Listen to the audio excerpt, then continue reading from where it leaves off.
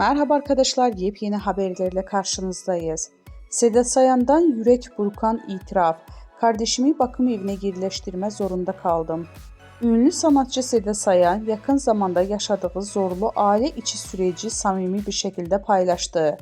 Ailesindeki sevilen bir bireyin sağlık sorunlarıyla ilgili aldığı zor bir kararı sevenleriyle paylaşan Seda Sayan, kardeşinin hastalığı nedeniyle bakım evine yerleştirmek zorunda kaldığını duyurdu.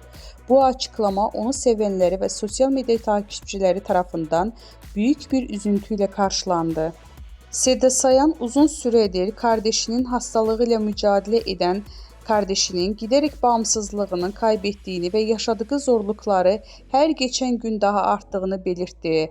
Kardeşinin yaşadığı sağlık problemleri nedeniyle evde bakım yapmanın artık imkansız hale geldiğini anlatan ünlü sanatçı, bu kararı alırken ne kadar zorlandığını ifade etti. Sayan kardeşinin hastalığının ilerlemesiyle birlikte sokakta tek başına kaldığı zamanlarda